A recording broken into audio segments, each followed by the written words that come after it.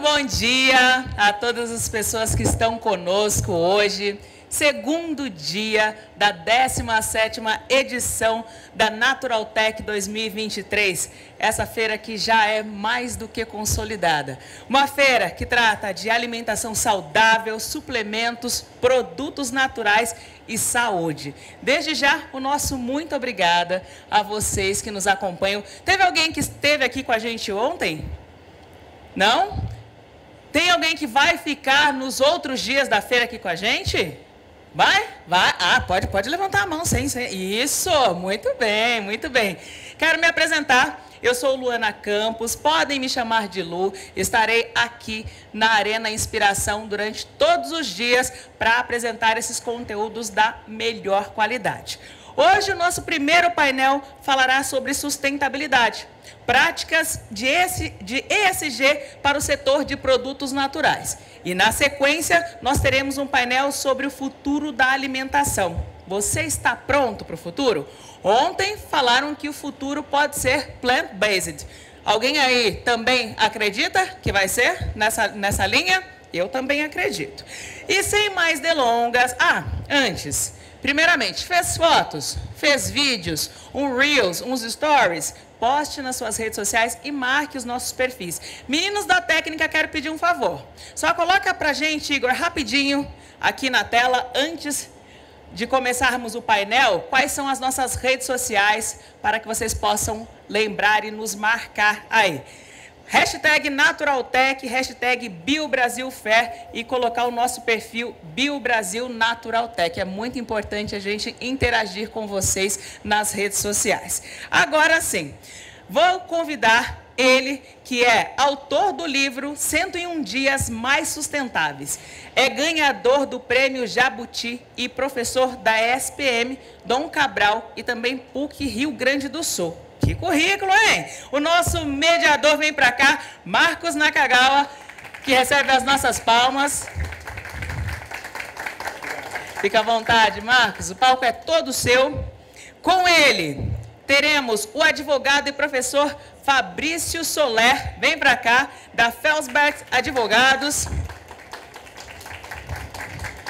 Bem como o Luiz Carlos Dematê Filho, CEO da Core Alimentos. E a Consuelo Pereira, da Ecocert Brasil.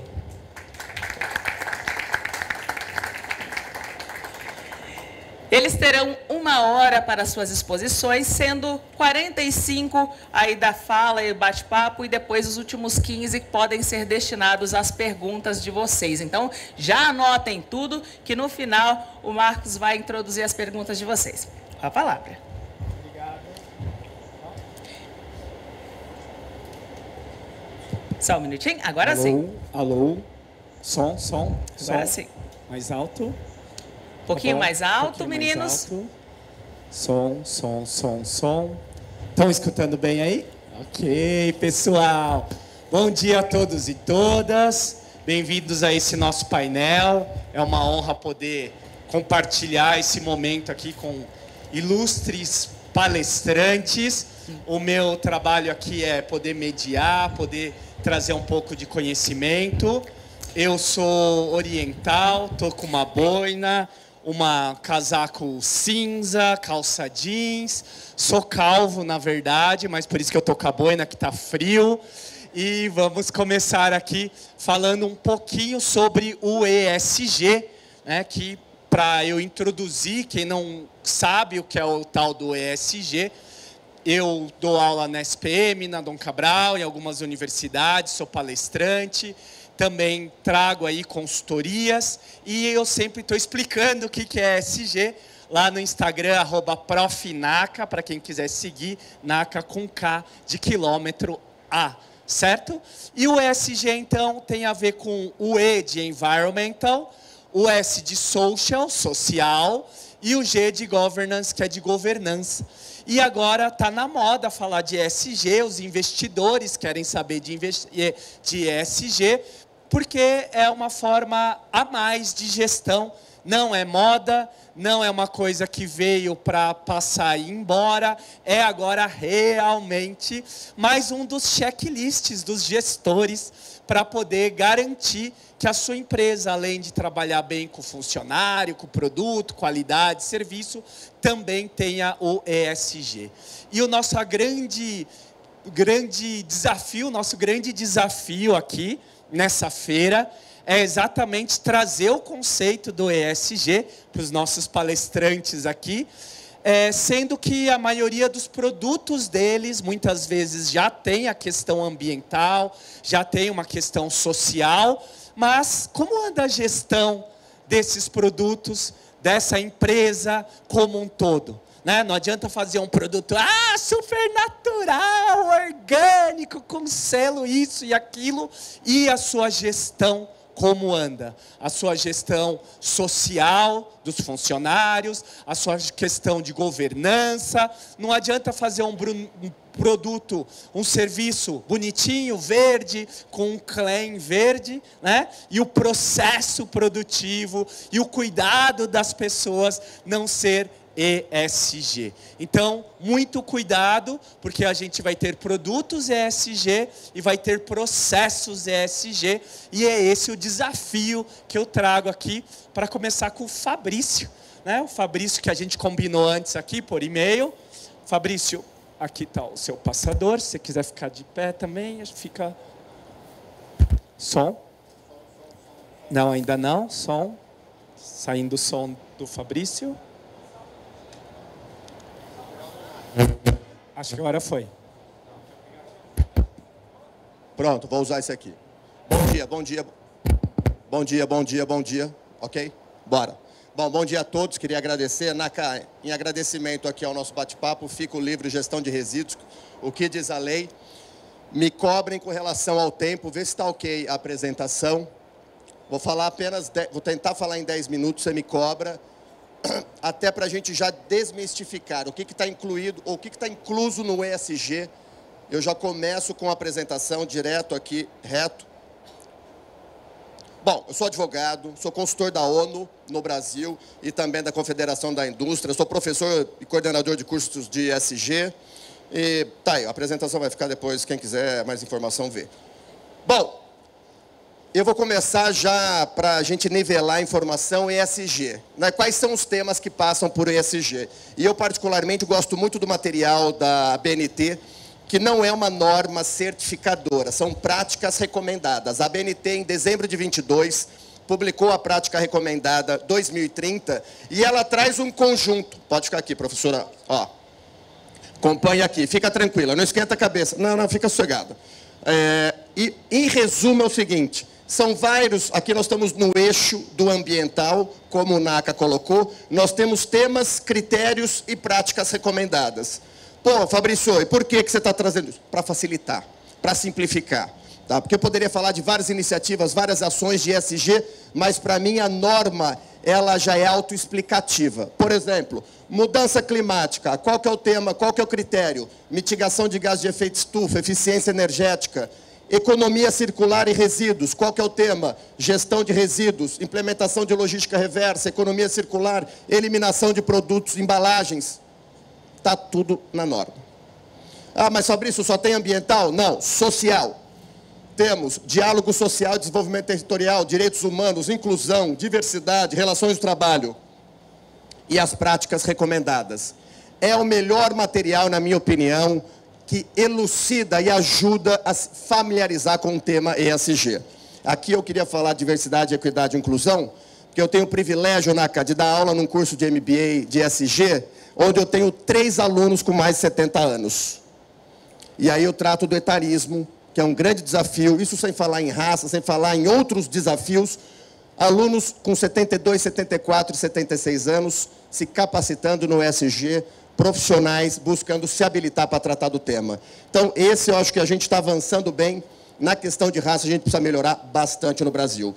E o G, da governança, onde nós temos governança, compliance, transparência. E aí eu posso falar, tenho aprendido muito dentro desse tema. Eu sou membro independente de alguns conselhos de ESG ou comitês. E a mensagem principal é o seguinte: o CEO tem que estar na reunião. Ponto. Você quer fazer o SG andar, o CEO ou o CFO, ou os dois têm que estar na reunião. E eu me sinto muito orgulhoso e privilegiado de aprender com essas lideranças empresariais, que nas reuniões dos comitês e conselhos do SG não faltam. É um exemplo. Se você encontrar ele aqui no meio da feira, você vai perguntar, ele vai falar, não, nós estamos fazendo isso, estamos fazendo aquilo, tem isso, isso, isso. É assim o SG. Não dá para delegar, não dá para achar que alguém vai fazer. Não. A liderança tem que estar comprometida para o SG, para tudo que a gente viu aqui das questões ambientais, sociais e de governança, de fato serem implementadas dentro das instituições. E aqui um estudo feito agora pela AmCham, e com a Humanizadas, que foi publicado o mês passado, trazendo alguns dados importantes. Primeiro, 61% de quase 600 entrevistados entendem que o SG ajuda na reputação. 57% entende que tem impacto positivo nas questões socioambientais. E 40% entende que o SG ajuda a reduzir os riscos sociais e de governança. Então, os benefícios da adoção da agenda SG já estão, né, confirmados, consubstanciados nas melhores práticas da empresa. Aqui são alguns dados, eu vou dar destaque só para alguns aqui. Por exemplo, 38% dos consultados relatam dificuldade de mensurar o ESG. Esse é um desafio mesmo, até para a gente nivelar por cima a agenda e combater, né, a informação errada, o greenwash ou a desinformação. Então, como relatar? 48% dos empresários entendem que a capacitação é fundamental, e é o que nós estamos fazendo aqui. Mitos e verdades sobre os critérios ESG. Eu adorei, essa é uma pesquisa portuguesa, e eu gostei porque ele foi direto ao ponto. As pequenas empresas não precisam se preocupar com ESG. Mito. Mito por quê? As grandes empresas, elas vão passar para a sua cadeia de fornecimento os critérios ESG.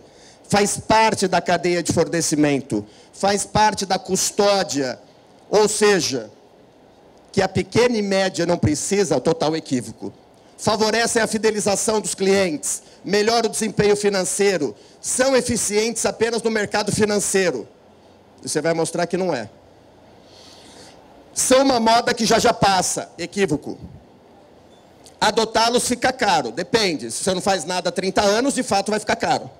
Mas se você vem implementando uma política de sustentabilidade há um certo tempo, agenda social, não vai ficar caro. Vai ficar caro para quem não fez nada. Aí talvez fique. Fortalecem a imagem da empresa. A gente acabou de ver estudo trazendo que aqui 61% entendem que o ESG fortalece a reputação. Então está aqui. Só é uma prática restrita aos mais jovens. Equívoco. Não falei que tem 3 alunos de 70 anos? Exigem mudança de mentalidade e cultura. Reforça o papel do CEO nessa discussão. Tá? E eu não podia deixar, né, de estar falando de ESG, para onde nós vamos, mostrando a fotografia do Brasil. O Brasil tem 5.570 municípios, dos quais 2.700 mandam tudo que a gente gera para lixão. Lixão é isso. É animal, é gente sobrevivendo nesse ambiente. Esse é o Brasil 2023. 2.700 municípios brasileiros ainda tem isso aqui. Isso é absurdo. Não dá para conviver com naturalidade com um cenário como esse. E vocês querem um cenário que é mais atual que essa foto? Olha o entorno. O lixo problemático, soma-se a isso, 100 milhões de brasileiros, o esgoto de 100 milhões de brasileiros é lançado diariamente sem tratamento na cá. Isso significa a população da França e da Espanha todo dia lançando esgoto sem tratamento. Bem-vindo, Brasil. Ah, porra, foda, Fabrício. Mas 35 milhões de brasileiros não têm água. Abre a torneira, não sai água. 35 milhões de brasileiros. O saneamento não é à toa que chama saneamento básico. Isso aqui é o mínimo para a dignidade da pessoa humana. Ter água, um sistema de saneamento decente e o seu resíduo encaminhado para um lugar ambientalmente adequado. E para isso, não dá para fazer nada sozinho. Para isso eu preciso dos consumidores que estão aqui, que certamente nas suas casas, deu tilt, toca o pau, que nas suas casas estão separando os resíduos, pelo menos na fração seca e na fração orgânica, o município que tem que fazer uma gestão ambientalmente adequada, e para isso precisa cobrar cada um de vocês, porque quem gera o lixo somos nós, não é a prefeitura, não é o município, é cada um que está aqui que gera lixo, é cada um que está aqui que consome que gera lixo, nós temos que pagar por isso. E mais, o setor privado empresarial que tem como obrigação implementar a logística reversa, mecanismos para viabilizar o retorno e a reciclagem dos materiais. E o Brasil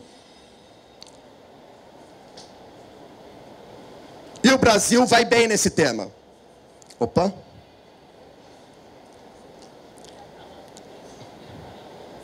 O Brasil vai bem. O Brasil já tem logística reversa desde a década de 90. Não é nada novo no Brasil. Agora, o cuidado de implementar a logística reversa é a gente assegurar, porque é o seguinte, é repassar um custo no produto. Logística reversa é custo. Não é business, é custo, que vai repassar no produto, para quem consome, custear as medidas de retorno. Ponto. Como acontece no pneu, bateria, embalagens de agroquímico, lâmpadas, embalagens em geral, eletroeletrônicos, medicamentos, entre outros. Essa é a realidade do Brasil. Agora, o que o Brasil desenvolveu recentemente? Desenvolveu um mecanismo de conformidade e rastreabilidade. Os relatórios da logística reversa passam por um terceiro, verificador de resultados. Se não passar pelo verificador de resultados, o dado não tem consistência. Isso é um pressuposto da regulação. Agora, se Moisés abrisse o mar hoje, esse é o cenário. Recomendo, quem não acompanha, o Instagram ESG da Depressão. E aqui, para concluir, o Tratado Global dos Plásticos. O mundo está discutindo a criação de um contrato global para regulamentar os plásticos. Produtos plásticos, embalagens plásticas, produtos de uso único. A ONU, no ano passado, aprovou uma resolução que até 2024 tem que ter um acordo global, e nós tivemos uma reunião há 2 semanas atrás, eu tive o privilégio de participar, em Paris, da discussão com 115, 130 países, discutindo a construção de um acordo. E o que mais me orgulhou é que o Brasil teve protagonismo no debate. O Brasil participou, bem representado, pelo pessoal do Ministério de Relações Exteriores, pelo Ministério do Meio Ambiente, e colocou o seu entendimento na discussão de um acordo global. E numa das discussões, para concluir, eu estava num evento que estava o pessoal da Noruega. E aí o pessoal da Noruega comentando como é que faz lá, né? Como é que funciona. Bom, primeiro, Noruega, primeiro IDH do mundo.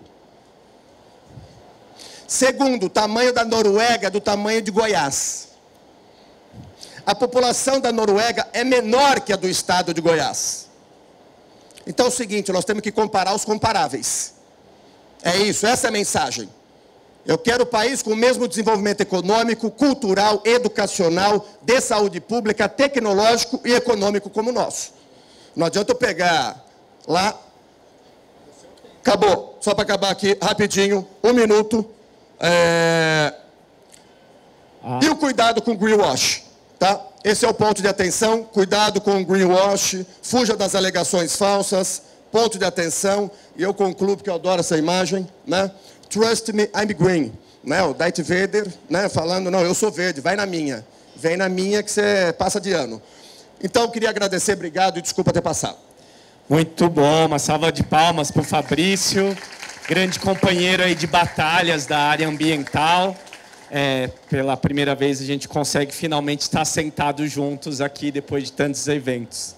Bom, então, Fabrício trouxe toda essa visão, agora o Demate vai trazer exatamente a visão empresarial da ESG, vai trazer um pouquinho do que a Corim está fazendo e, principalmente, essa postura, né, que o Fabrício já até colocou que o CEO precisa estar sentado, né, e ele está aqui sentado com a gente para poder debater sobre isso.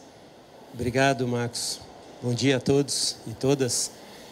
No caso da Corim, eu diria assim, né, que para o CEO estar sentado é bastante comum e, na realidade, isso sempre fez parte né? Uma empresa que segue esses princípios da agricultura natural. Para nós, obviamente, essa dimensão ambiental, ela sempre teve um papel, não um papel legal, sabe, de seguir ou de estar adequado à legislação ou seguir o Código Florestal, mas muito mais porque a natureza, para nós somos absolutamente dependentes, né? E não uma dependência genérica, que todos sabemos somos dependentes, mas, na verdade, dependendo da natureza nos ambientes produtivos que nós temos, né? Então, a questão da sanidade, do bem-estar dos animais, por exemplo, na produção, a saúde dos animais, a saúde dos seres, né? Depende dessa diversidade, dessa riqueza ambiental. Sem ela, nós temos que ir para um outro caminho, que é o caminho da agricultura convencional, que nos últimos 80 anos ela se desenvolveu plenamente, né? No sentido do inseticida, do acaricida, do fungicida, do antibiótico, né? Então foi justamente essa grande dependência de procurar conhecer essas funções da natureza que sempre nos colocaram, eu diria assim, com um DNA já muito próximo a essa percepção do que é o ambiental, né, para começar. A questão social, obviamente, ela parte também para nós dentro de um contexto, tudo isso também nasceu de movimentos que são movimentos que nós podemos dizer filosóficos, não é? A agricultura orgânica, como ela está estabelecida no Brasil, também é muito interessante. Ela é muito rica, né, na maneira como ela foi construída, a legislação, e diferente de outros países, sobretudo, por exemplo, dos Estados Unidos, sobretudo diferença de países europeus, ela sempre se preocupou muito e colocou dentro dela aspectos sociais, né? Então isso também faz parte desses movimentos filosóficos, que é o caso da antroposofia, o caso da agricultura natural, e todos esses grandes pensadores, né, que desenvolveram essas correntes de agricultura diferenciadas. E do ponto de vista da governança, isso eu não diria que é um problema para nós, né? Uma vez que a gente tem toda essa perspectiva de estar, obviamente, envolvido nesses comitês de sustentabilidade que a gente estabeleceu e essa conversa toda. Mas há um problema do ponto de vista das empresas. Tem até uma questão lá que você mostrou de Portugal, das empresas pequenas, né? Que elas não precisam do ESG. Não é que não precisam, mas elas têm dificuldade, efetivamente, em se enquadrarem, né? Ou de, pelo menos, demonstrarem as suas ações em relação a tudo isso. Porque, principalmente, você está falando da questão do plástico, as pegadas, né, de carbono, pegada hídrica, pegada de carbono, tudo isso depende do life cycle, não é? Do inventário, não é? De como as empresas... E isso não é fácil para as empresas pequenas. Ainda os recursos econômicos, a carência ainda, né, de fundos ou de apoios estruturais nesse sentido ainda traz um impacto bastante significativo para que empresas de médio porte, pequeno e médio porte, consigam efetivamente se enquadrar nisso tudo, não é? Mas com base nisso, a Corin, de fato, a gente vem num trabalho forte e principalmente, sabe, esses eventos como esse, o fato das pessoas estarem aqui, a gente está socialmente discutindo isso tudo, vem dando suporte para que a gente consiga crescer, para que a gente consiga estabelecer situações ainda melhores. Mas, para finalizar essa minha breve fala, é que a gente ainda lida contra a corrente, sabe? Assim, quer dizer, a corrente não é essa, né? Quer dizer, as empresas que estão aqui, nós estamos lutando contra toda uma corrente. Então, nadar contra uma corrente gasta uma energia gigantesca e estamos avançando, mas, né, os passos são talvez um pouco menores ou em menor quantidade daquilo que empresas que estão num contexto mais, enfim, estão nessa corrente atual, né? Mas é uma corrente que a gente precisa mudar, sabe, pessoal? Porque, de fato, principalmente para nós, a perspectiva sempre é da agricultura. A agricultura é algo que precisa mudar, não só no Brasil, no mundo todo, né? E a gente está trabalhando forte para que a gente consiga chegar nisso. E tem elementos interessantes também. Surgiu no ano de 2020 o chamado Programa Nacional de Bioinsumos, nos quais nós fizemos parte. Somos até preconizadores desse trabalho, não é? Além de uma série de outras questões, a questão dos antibióticos e tudo isso, tá bom? Mas é isso. Obrigado, Marcos. Muito legal. Dematê, muito obrigado. É muito bom saber que tem empresas como a Corin fazendo exatamente esse movimento contra e contra a corrente, né? Colocar bem direitinho, contra a corrente tradicional. E tomara que um dia a gente consiga virar, como muitas coisas já estão acontecendo, né? Vide aí os combustíveis fósseis, a questão do hidrogênio verde, enfim, tudo isso que vem tomando e vai realmente mudar todo o comportamento do ser humano. E na questão das certificações, Consuelo, conte para a gente como é também sair das certificações básicas, né, e entrar aí em umas certificações específicas dentro do nosso ESG. Som? Tá. Bom, bom dia a todos e a todas. Muito obrigada pelo convite de estar aqui. Eu sou Consuelo, sou da certificadora Ecocer. Os conceitos, os princípios do ESG estão no DNA da criação da Ecocer.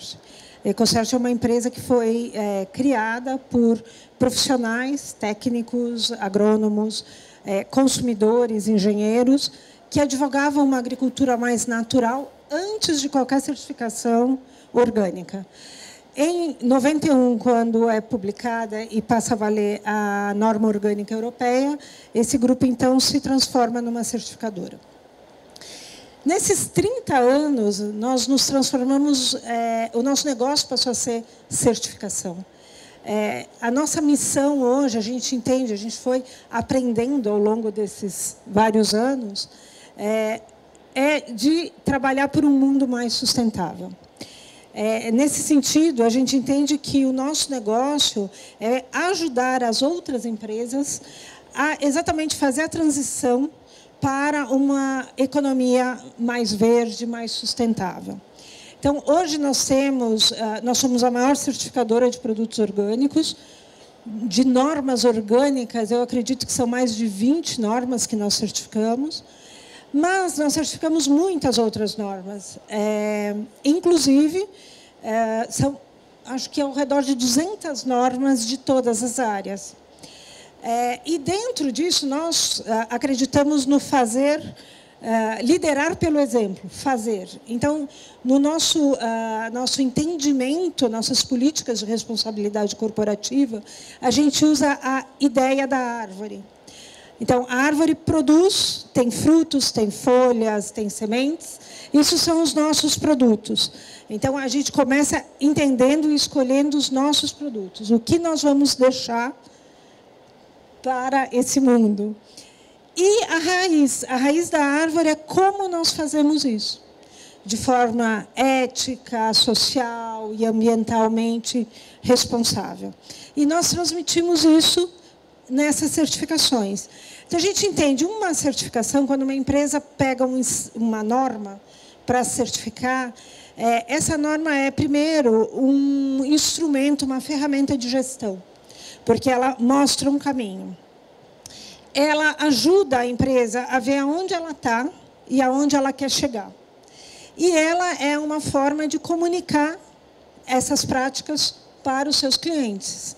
Então, essa questão da comunicação que o Fabrício falou, do greenwashing, é muito importante, porque quando você tem uma certificação externa, é alguém que está indo lá verificar tudo isso, que tem toda uma responsabilidade de falar, isso segue aquela norma, aqueles itens, indicadores que devem ser adotados.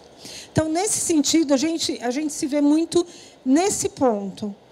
E aí você me provocou por e-mail, falando assim, como que nós podemos, né, ajudar, tem a questão da pequena empresa, da grande empresa, do produto natural ou não. Bom, ESG, como já foi falado pelos meus dois companheiros, é para qualquer empresa. O que ocorre é que as empresas estão em setores diferentes, então tem exigências e limitações diferentes, e as empresas também têm maturidade diferente. Então, isso o Fabrício falou bastante. É muito importante dar o primeiro passo. Entender, começar entendendo aonde a gente está, qual é o nosso impacto, quais são os consumos, como a gente está impactando na sociedade, na comunidade, e aonde a gente quer chegar, e como nós vamos comunicar.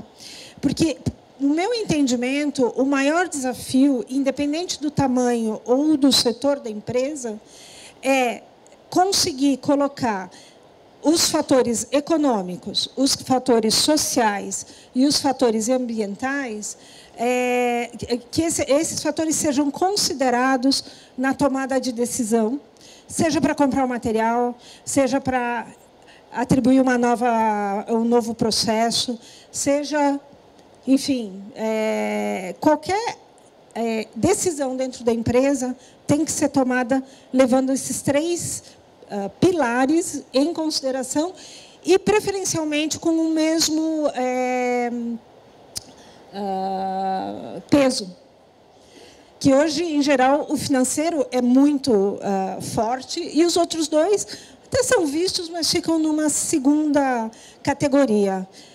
O desafio do ESG é trazer os 3 para o mesmo nível e o mesmo patamar. Acho que é isso que eu tinha que falar e fico aberta a perguntas. Obrigado, Consuelo. Uma salva de palmas. A gente combinou algumas perguntas, a gente já abre. Tem uma pergunta para o Fabrício, que ele começou a falar do greenwashing, dessa problemática toda. E aqui na feira, a gente anda na feira, muitos de vocês estão aqui exatamente expondo, são pequenas e médias, estão colocando alguns claims, né, nos seus produtos, falando que é isso, verde, natural, orgânico, enfim, várias chamadas, que muitas delas não têm regulamentação e podem, inclusive, pelo CONAR, ser derrubado, que é o que a gente ensina lá na SPM, o que a gente ensina nas outras universidades. Queria que o Fabrício falasse um pouquinho sobre isso, sobre essa questão dos cuidados a se falar, já que você se acha uma empresa ESG, né? O quanto você pode falar sobre isso para não ser greenwashing, que é o grande medo de todo mundo. Difícil, Marcos. Acho que hoje as empresas sérias elas estão tomando esse cuidado. O mercado, na minha opinião, carece de mecanismos de controle e regulação, porque o que eu mais ouço é: mas o meu concorrente faz.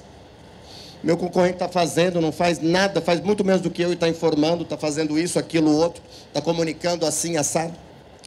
Então, e esse trabalho do IDEC que eu comentei aqui, né, que ele traz que um dos pecados é exatamente a vagueza, né, que eu sou amigo do meio ambiente. Quem não é amigo do meio ambiente que está aqui? Né? É meio óbvio. Eco-friendly. Até nas pesquisas de consumidor também, né? Que todo mundo agora quer comprar produtos verdes, mais ecologicamente corretos. Você acha que numa pesquisa de consumidor você vai falar: não ligo pro lixo, não, eu vou querer só coisa que gasta muito carbono. Ninguém vai responder isso, né? Exato, e aí eu acho que o desafio... Eu tenho visto as empresas se preparando para esse trabalho, tem o papel dos terceiros, né, das certificadoras, dos verificadores, para dar mais segurança.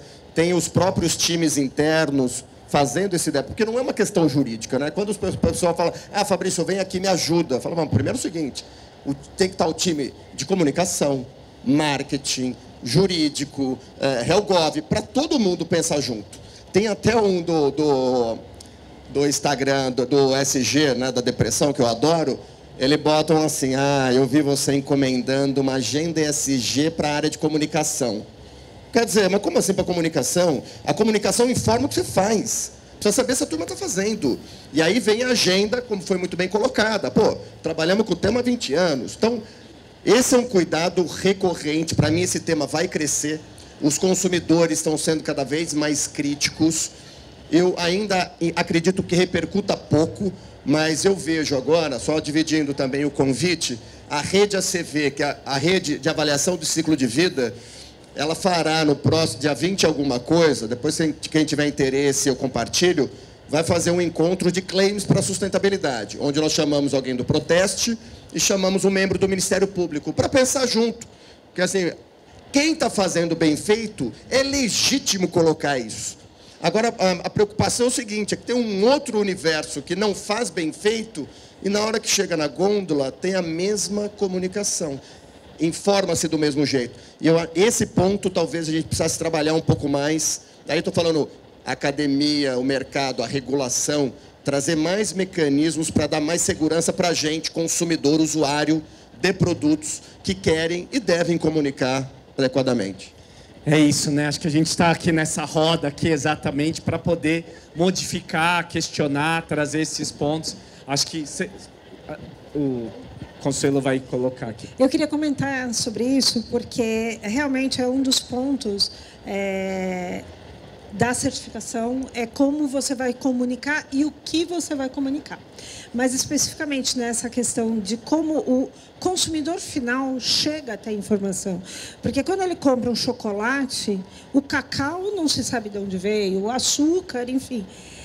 É uma forma, um modelo que a gente tem usado, né, que a gente certifica que é de comércio justo, uma das exigências é que aquele consumidor que vende o chocolate, ele tem que proporcionar ao consumidor a origem dos produtos, mas não só, o cacau veio da África, sei lá, Burkina, mas do grupo que produziu, como que é produzido, quais as questões ambientais daquele grupo localmente. Porque você falar que a fábrica lá na Suíça é super sustentável, é super 10, não quer dizer nada se o cacau ou o açúcar ou a vanila não vem de uma produção também adequada sustentavelmente. É isso aí, a dificuldade de poder mostrar tudo isso, né? E aí uma pergunta para o Dematê. Quando a gente fala de ESG, para uma empresa igual a Corim, é mais fácil, é mais difícil? Quais são os desafios? Porque eu imagino quando você vai num debate com uma grande e outras empresas mais tradicionais, o pessoal já deve olhar e falar, esse daí já vai falar um monte de coisa que eu já sei, né? E gera uma expectativa, mas tem desafios também nisso, né, Dematê? O que você acha disso? Não, os desafios são gigantescos, né? Eu acho que um elemento que a Consuelo falou que é interessante é justamente essa preocupação dessa origem, porque o produto que chega na gôndola, tudo bem, tem uma questão de legislação do rótulo, das informações. Mas e tudo aquilo que não chega, né? Quer dizer, que a sociedade, né, que as pessoas não sabem como é que é a origem disso tudo. Essa cadeia toda ainda não está devidamente acompanhada. Para nós, isso é fundamental, né? Porque é uma questão que nós chamamos na palavra japonesa, que é o makoto, né? Makoto é uma palavra que expressa a ideia de sinceridade, mas não é uma sinceridade superficial, é uma coisa relacionada de fato com os princípios, né? Então, para nós isso faz parte e, portanto, a gente cuida ou tenta cuidar com muita clareza quanto a isso.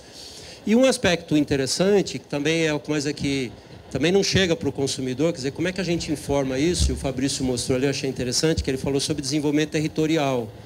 Isso é um tema assim que ninguém nem pensa sobre isso, mas desenvolvimento territorial para nós é a essência do nosso trabalho, que é justamente o aspecto social, ele acontece dentro do tecido social, né? São os produtores que estão inseridos, e se eles não estiverem conectados, se aspectos culturais não estiverem sendo preservados, né? Se ele não tiver acesso, mas se ele não tiver condições de preservar seus aspectos culturais, essas pessoas se desagregam. E se desagregam, esse tecido se rompe. E se rompe é o que acontece na agricultura, né, praticamente do mundo todo. Eu tive a oportunidade de visitar e de estar durante o doutorado em outros países. Isso é uma preocupação grande, sabe? Como é que eu consigo reter o cara? Como é que eu consigo fazer a sucessão familiar, né? Quer dizer, o filho que continua trabalhando, porque aquilo é interessante, não é porque aquilo é desgastante, porque o cara, né, de fato, a profissão de produtor não é nada simples, né? Então esses são os aspectos principais que eu diria que assim a gente e que as discussões às vezes, sabe, Marcos, no sentido de que elas não chega nisso, né? Quer dizer, sempre chega numa coisa que está um pouquinho mais visível, né? Mas tudo isso que está acontecendo nos bastidores, na essência, nas raízes, como o Consuelo falou da árvore, né? Isso ainda as pessoas não enxergam, né? Isso ainda Então, comunicar isso tudo é um grande desafio, né? E a gente está nessa luta aí. Não só comunicar, né? Mas também como provar, né? Que agora que a gente está nessa pegada aí, com os créditos de carbono, com os créditos de resíduos, cada vez mais a dificuldade de você certificar, mostrar que efetivamente a gente tem um processo válido. E tem tanta tecnologia para isso, né? Tem blockchain, tem drone, tem exoesqueleto, tem tudo isso daí. E talvez falte colocar toda essa tecnologia a serviço da verdade, né? A serviço do que realmente importa, que são essas bases que a gente tem. E aí até eu, né, que estou numa escola de marketing, também me sinto, né, assim, trabalhando com os alunos, tentando trazer essa verdade, esse marketing da verdade, tentando trazer esse processo em que valha-se também todo o processo e não só o produto ou aquele lindo post no Instagram, aquele Reels no TikTok e assim por diante, né? Então, acho que esse é o processo que está todo mundo passando, tentando entender aqui para poder desenvolver melhor. Temos... E só uma breve contribuição, assim, porque toda a ideia de sustentabilidade ela é bastante genérica, né? Então, quer dizer, cada setor, ou cada instituição, cada empresa pode se apropriar ou capturar alguns aspectos que falam, bom, isso eu estou fazendo uma prática sustentável, mas acho que a gente falta ainda um contexto mais criterioso do que é efetivamente, né, a sustentabilidade. Então, mas isso é uma coisa que está em construção. Os elementos, os indicadores, né, estão sendo aí trabalhados e tudo mais, mas ainda a gente sente, uma empresa como a nossa, a gente sente essa dificuldade, porque, né, é aquilo que foi falado aqui, que estou comunicando isso, mas eu também posso comunicar, eu devo comunicar, eu não devo, não é? Eu acho que esses elementos, essas mensurações daquilo que efetivamente a sociedade vai considerar como sustentável, é algo que precisa ser mais trabalhado, né? É um processo mesmo, né? O nosso checklist está aumentando, né? O seu deve ser gigante, deve ter lá também esses pontos. E aí, como que a gente mensura isso? Inclusive, mundialmente, o pessoal da área de contabilidade já está fazendo os indicadores ESG, como o EBITDA, né? Que o EBITDA já é mundial, global, mas ainda tem muitos jogos de poderes dentro dessas vertentes, inclusive, né? Consuelo já passou e deve passar isso diariamente pelas brigas que tem. Vamos abrir para perguntas aqui do público, lá no fundo, aqui e aqui depois. Oi, tudo bom? Pode falar seu nome, empresa. Eu sou a Aline, falo de Florianópolis, sou vizinha lá no Porto da Lagoa. É que passa um avião aqui, às vezes ele capta o seu som. Vou tentar. Eu tenho duas perguntas, vou falar as duas seguidas, que eu acho que elas se relacionam bastante. A primeira é se o selo da EcoCert funciona também para serviços, setor de serviços. E a segunda é que eu tenho uma empresa certificada B Corp e, pelo que eu ouvi, assim, tem muito a ver, né? Eu achei várias coisas em comum. Então, eu queria entender na prática as principais diferenças entre uma certificação e outra, porque os pilares, né, são muito parecidos e, enfim, a gente está sempre buscando, eu estou com a minha sócia aqui, a gente está sempre buscando essas certificações e a gente é um salão de beleza, o primeiro certificado B Corp do Brasil. Meu salão, conhece? Já ganhou uma, né, hidratação na pele. Olha aí. Alô? Tá. Oi. Oi, tudo bem? Então, a certificação, como eu falei, nós temos perto de 200 normas, nem todas no Brasil. E tem normas que são de produto, como é, por exemplo, a agricultura orgânica, é o produto que é certificado. O comércio justo é produto. A agricultura regenerativa orgânica é produto. E temos alguns selos que são empresas. Então, por exemplo, a gente tem o selo, chama-se For Life, que é responsabilidade corporativa, é para a empresa. Nós temos o Climate Neutral, que é neutralidade climática, que é de organização ou de serviço. Então, vai depender muito de qual selo você está buscando. A gente conversou, então, só falando do B Company, em muitos aspectos, é parecido com o For Life. O que acontece é que como foi falado, não existem legislações, normas oficiais. Então, você tem que usar normas que são privadas, e aí vão ter algumas diferenças de uma para outra. A base é a mesma, mas as exigências podem ser um pouquinho diferentes uma das outras. E tendo o selo B Corp, a gente tem alguma vantagem para certificar? Eu vou deixar para vocês tomarem um cafezinho depois. Tá bom. Obrigada, já tá viu? Convidada aqui. Uma pergunta aqui, depois você, né? Isso. Ela primeiro. Isso. Bom dia, obrigada. Eu sou a Júlia, eu sou da empresa Boomer Ambipar. E minha dúvida, na verdade, em relação às certificações e selos que vocês todos comentaram aqui. A gente tem uma infinidade de selos relacionados à ESG, à sustentabilidade, a orgânicos, né? O Fair Trade, o próprio Sistema B. E hoje a gente sabe que na Europa, pelo menos, já tem uma movimentação muito grande de unificação, né, para um único selo, para uma única certificação que fale sobre a ESG como um todo, né? Justamente porque a gente tem muitos e cada hora surge algum novo, né? Acho que vocês entendem isso até melhor do que eu. E eu queria saber se aqui no Brasil já existe alguma movimentação parecida também para unificar isso, para ter uma única norma, um único selo. Se não, o quão distante a gente está disso, né? E como que está realmente se existe algo já sendo discutido aqui sobre esse tema. Obrigado, Júlia. Tem que perguntar para o Gui, para ver se ele fica dando rolê no mundo inteiro. Justamente. Fabrício. Eu desconheço. Eu desconheço que está andando, que está relacionado no Brasil. O ponto que você traz é cada um tem o seu stampo, né? Então é um problema, mas não vejo uma iniciativa de consolidação, até porque, como é autodeclaratório pela própria resolução, pela própria ABNT, então falta um pouco talvez a gente enfrentar esse assunto e mais do que isso também não se limitar à questão da rotulagem, né? Que isso é muito delicado, especialmente com as restrições que nós temos de Anvisa no âmbito regulatório. Então, como a gente conversar a regulação, que tem que ter informações e conteúdos mínimos obrigatórios, e a comunicação para o consumidor sobre os diferenciais do seu produto. Mas não tenho conhecimento de iniciativa no Brasil relacionado ao tema. Eu falo até como consumidora mesmo, porque a gente compra diversos produtos com selos diferentes, acho que todo mundo aqui passa por isso, e realmente é difícil de balizar tudo, né, Teo? Mas obrigada.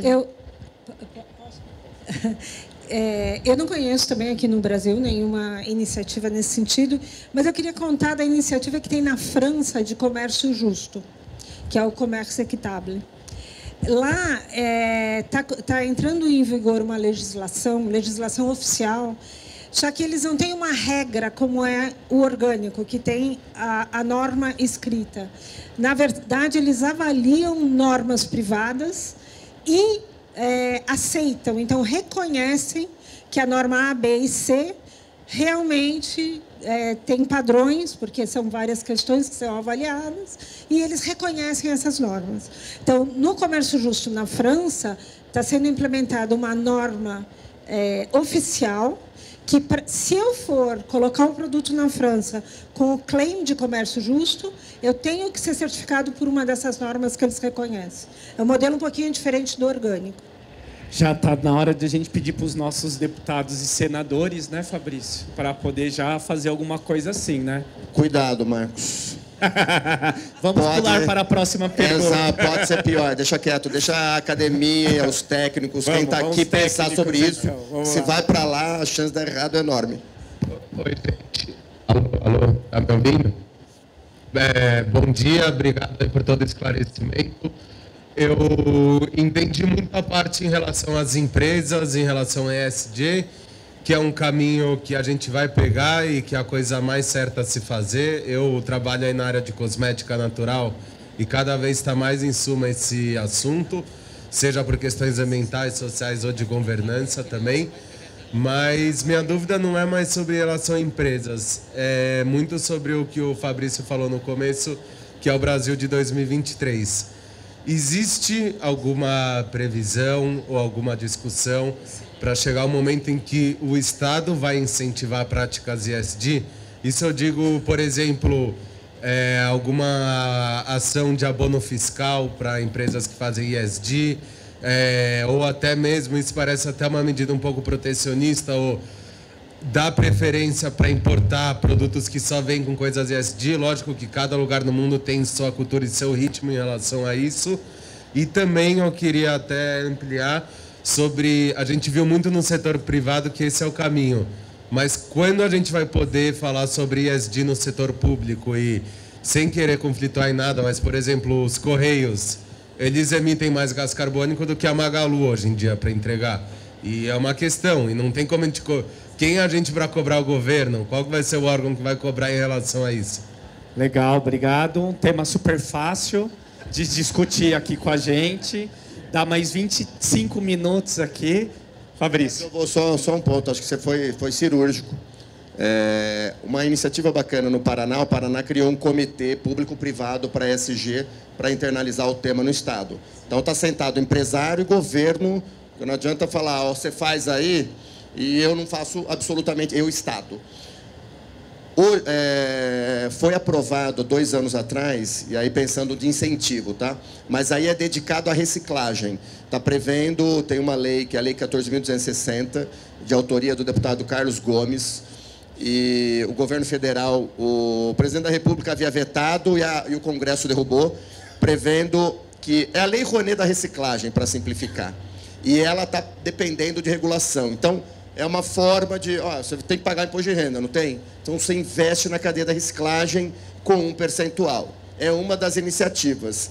Espero que o código, que a reforma tributária, de certa forma, se ela não prestigiar num tratado diferenciado, que tribute mais alto quem não está seguindo boas práticas.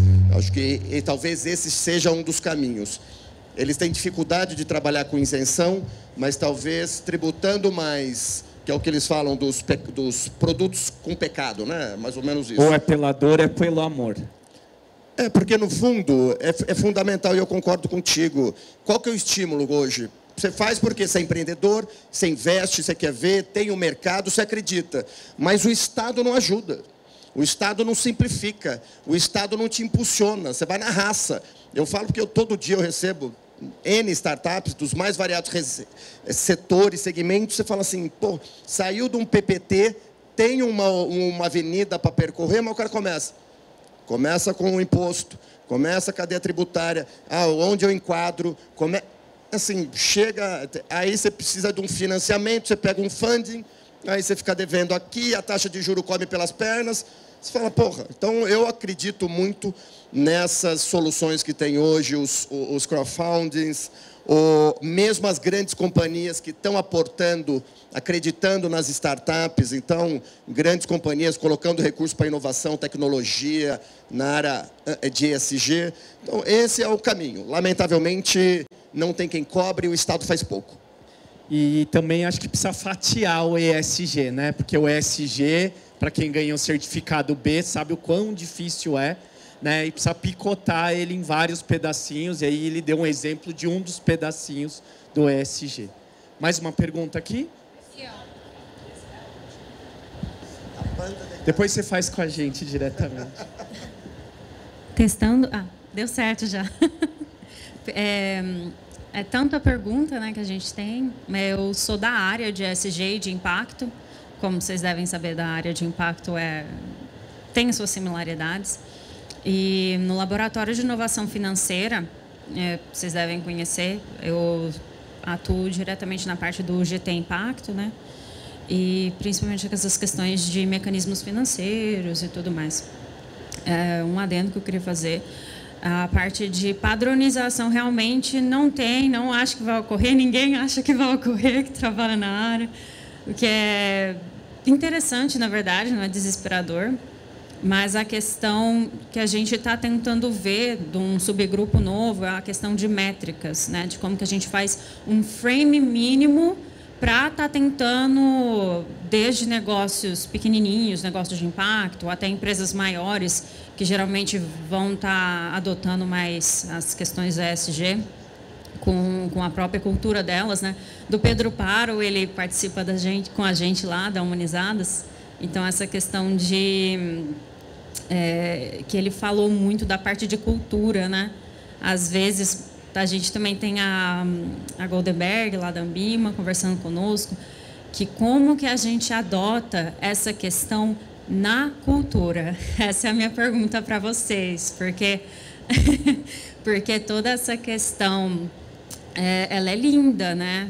E como a gente faz, a parte dos selos, das certificações, tem que sempre comunicar muito com o core business, obviamente, mas na opinião de quem se sente de responder, ou até de preferência de cada um, como que vocês veem de uma questão mais inicial, e pode até ser mais para o futuro, de como a gente adota isso na cultura, porque eu vejo que na cultura assim, organizacional. Organizacional, perfeito, como sendo uma questão para abarcar tudo isso, porque é uma coisa tanto da população, quanto do governo, quanto das empresas, essa dificuldade que a gente vê. Todo mundo, imagino que concorde. Muito obrigada. Obrigado. Dematê? Começar bem rápido. Do ponto de vista, sabe, da cultura, no nosso caso particularmente, eu disse, né, não é nada complicado, mas é complicado a questão das métricas. Então esse framework onde a gente estabeleceu o que são essas métricas é algo que não tem. Então envolve aquilo que ela perguntou, né, da unificação de selos ou de ideias, né, dessas certificações. É algo ainda bastante distante, mas vem acontecendo, né? A academia vem trabalhando assim. Mas falta incentivos, sobretudo de órgãos oficiais, públicos, enfim, de que isso avance de maneira mais efetiva e a gente comece a trabalhar em cima de métricas mais objetivas, né? Porque o processo ainda é muito subjetivo, então cada um pode se apropriar com a sua ideia, né, daquilo que efetivamente faz em termos de ESG. Então isso é uma questão. E a outra é que, voltando um pouquinho até na conversa um pouquinho anterior, assim, a questão tributária, sabe, Fabrício, na realidade ela prejudica a gente, né? Se a gente for conversar com a gente, ele fala assim, não, mas como? Está igual aqui, né? Mas na prática existe um grave prejuízo para as empresas que trabalham quando a gente está puxando cadeias produtivas que se diferenciam. Então existe um impacto tributário, fiscal, que traz um impacto gigantesco para o produto na ponta, e esse produto fica caro, e aí é um mercado de nicho, e aí fica essa dificuldade toda. Mas e aí que envolve a questão dos políticos, né? Enfim, da legislação, políticas públicas, que efetivamente deem uma contribuição importante nesse sentido.